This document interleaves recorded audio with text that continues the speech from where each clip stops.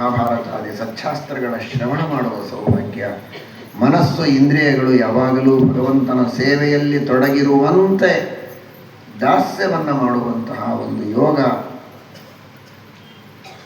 ಈ ಸಮಗ್ರವಾದ ಭೂಮಿಯನ್ನೇ ಹೊತ್ತು ನಿಂತ ಮಹಾಪರಾಕ್ರಮಿಗಳಾದ ಮಹಾ ಸಾಮರ್ಥ್ಯವನ್ನು ಪಡೆದ ನೀವು ನನ್ನ ಭಾರವನ್ನು ಹೊತ್ತು, ಭೌತಿಕವಾದ ಭಾರವನ್ನು ಹೊತ್ತೇ ನಿಂತಿದ್ದೀರಿ.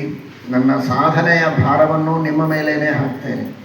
ಎಲ್ಲಾನು ಭಾರ ಗುರುಗಳ ಮೇಲೆ ಹಾಕೋದು ಅಂತಾರಲ್ಲ, ಆ ಅರ್ಥದಲ್ಲಿ ನನ್ನ ಸಾಧನೆಯ ಭಾರವನ್ನು ನಿಮ್ಮ ಪಾದಕ್ಕೆ ಹಾಕ್ತಾ ಇದ್ದೇವೆ. ನೀವೇ ಅದನ್ನು ನಿರ್ವಿಘ್ನವಾಗಿ ಮಾಡಿಸಿ ನಮ್ಮನ್ನು ಉದ್ಧಾರ ಮಾಡಿ ಎನ್ನುವಂತಹ ಪ್ರಾರ್ಥನೆಯನ್ನು ಮಾಡೋಣ.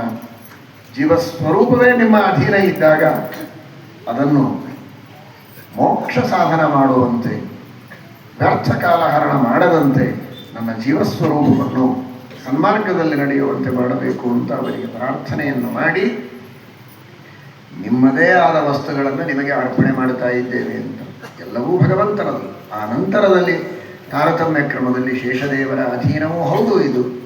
ಅಂತಹ ಈ ವಸ್ತುಗಳನ್ನು, ನಿಮ್ಮ ವಸ್ತುವನ್ನೇ ನಿಮಗೆ ಅರ್ಪಣೆ ಮಾಡುತ್ತೇನೆ ಎನ್ನುವ ವಿನಯದಿಂದ ಈ ದೇವತೆಗಳ ಪೂಜೆಯನ್ನು ನಾವು ಮಾಡಬೇಕು.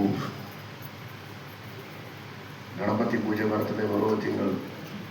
ಗಣಪತಿಯ ಮಹತ್ವವನ್ನು ತಿಳಿದು, ಅವನ ಮಹಿಮೆಯನ್ನು ತಿಳಿದು, ಅನುಸಂಧಾನ ಪೂರ್ವಕವಾಗಿ ವೃದ್ಧಾನಾಂ ಪ್ರತಿಪೂಜಕ ದೇವತೆಗಳ ಪೂಜೆ ಮಾಡಿ. ಋಷಿ ಪಂಚಮಿ ಬಂತು, ಏನೋ ಕಲ್ಲುಗಳನ್ನು ಇಡೋದು, ಅರ್ಶನ ಕುಂಕುಮ ಹಾಕೋದು, ಎದ್ದು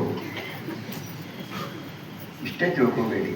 ಪೂಜೆ ಮಾಡಲಿಕ್ಕೆ ಅವರು ಪ್ರತ್ಯಕ್ಷ ಇವತ್ತು ಬರೋದಿಲ್ಲ, ಆದರೆ ನಾವು ಸ್ಮರಿಸಿದಲ್ಲಿ ಬರುವ ಶಕ್ತಿ ಅವರಿಗಿದೆ, ಬರ್ತಾರೆ.